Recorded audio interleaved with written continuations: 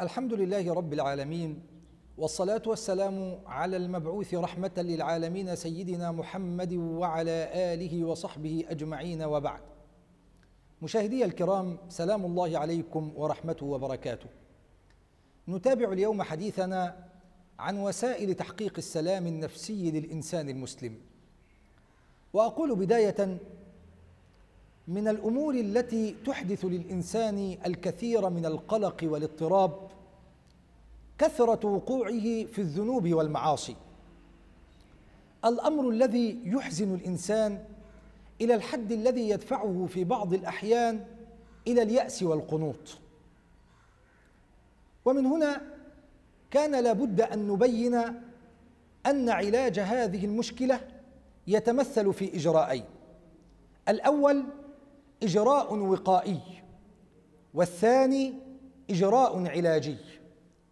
أما الإجراء الوقائي فمعناه كيف يمكن للإنسان أن يتقي المعصية، أو بمعنى آخر كيف يمكن للإنسان أن يمنع نفسه من الوقوع في الذنب. وهنا نقول: بالنظر في أحوال السلف الصالح وتتبع كلام أهل العلم نجد أن هناك علاجا نافعا يحدث للإنسان السلام النفسي ويخلصه من هذه المشكلة. هذا العلاج هو مراقبة الله عز وجل. نعم، هذا والله هو المصل الوقائي الذي يكسب الإنسان مناعة ضد المعصية. وقد يقول قائل: وما معنى مراقبة الله عز وجل؟ أقول: مراقبة الله تعني أن تؤمن إيمانا جازما بأن الله معك حيثما كنت. مراقبة الله تعني أن تؤمن أن الله مطلع على أحوالك وأقوالك وأفعالك. مراقبة الله هي مقام الإحسان الذي قال عنه رسول الله صلى الله عليه وسلم: أن تعبد الله كأنك تراه، فإن لم تكن تراه فإنه يراك. ذات يوم وقف رجل أمام سيدنا عبد الله بن المبارك وقال له: يا إمام، عظني. فقال له: راقب الله تعالى. فقال الرجل: يا إمام، وما راقب الله تعالى؟ فقال: كن أبدا كأنك ترى الله. يا لها من كلمة تكتب بماء الذهب، كلمة كافية شافية، لو طبقناها في حياتنا لصلحت أحوالنا واستقامت أمورنا. كن أبدا كأنك ترى الله. إذا صليت فكن أبدا كأنك ترى الله، إذا زكيت فكن أبدا كأنك ترى الله، إذا تكلمت فكن أبدا كأنك ترى الله، إذا أقدمت على فعل الذنب فكن أبدا كأنك ترى الله. نعم، مراقبة الله حصن يجعل الإنسان ينفر من المعصية. وكما يقولون: بالمثال يتضح المقال.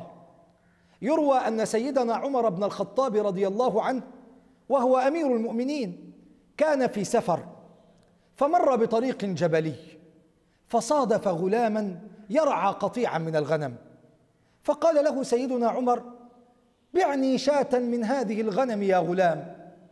فقال الغلام: إني عبد مملوك، لا أملك بيعا ولا شراء. فأراد سيدنا عمر أن يختبر إيمانه، فقال له: قل لسيدك أكلها الذئب. هنا نظر إليه الغلام نظرة ثاقبة وقال له: وأين الله؟ يا لها من كلمة وقعت في قلب سيدنا عمر موقعا، فبكى سيدنا عمر بن الخطاب وذهب إلى سيد ذلك الغلام واشتراه منه ثم أعتقه لوجه الله، ثم قال للغلام: أعتقتك هذه الكلمة في الدنيا، وأسأل الله أن يعتقك بها من حر نار جهنم يوم القيامة. إخوة الإسلام، هذا هو الإجراء الوقائي. ولكن ماذا لو وقع الإنسان في الذنب؟ ما هو الدواء الذي يأخذه الإنسان إذا وقع في المعصية. هذا هو الإجراء العلاجي. نعم، هناك علاج سريع لا بد أن يأخذه الإنسان إذا وقع في المعصية حتى لا يتمدد الذنب ويسيطر على القلب، وهذا العلاج هو ضرورة المبادرة إلى الاستغفار والتوبة. فالتوبة دواء يمحو أثر الذنوب وينجو بالإنسان ويرجعه إلى ستار العيوب وعلام الغيوب.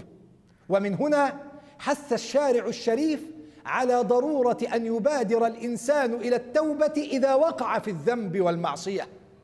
فاستمع لقول الله عز وجل: قل يا عبادي الذين أسرفوا على أنفسهم لا تقنطوا من رحمة الله إن الله يغفر الذنوب جميعا إنه هو الغفور الرحيم.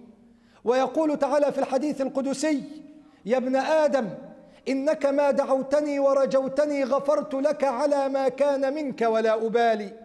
يا ابن آدم لو بلغت ذنوبك عنان السماء ثم استغفرتني غفرت لك. يا ابن آدم لو أتيتني بقراب الأرض خطايا ثم لقيتني لا تشرك بي شيئا لأتيتك بقرابها مغفرة. أخ الإسلام، أحسن الظن بالله ولا تيأس من روح الله، فمن قصد باب الكريم لا يخيب. وتمثل موقف الإمام الشافعي ساعة الاحتضار، إذا به يرفع رأسه إلى السماء ويناجي مولاه ويقول: ولما قسى قلبي وقل تجردي جعلت رجائي نحو عفوك سلما تعاظمني ذنبي فلما قرنته بعفوك ربي كان عفوك أعظما. فلما مات رأته السيدة نفيسة في المنام فقالت له: ما فعل الله بك يا شافعي؟ فقال: حاسبونا فدققوا ثم منوا فأعتقوا إن قلبي يحدث ولساني يصدق كل من مات مؤمنا ليس بالنار يحرق.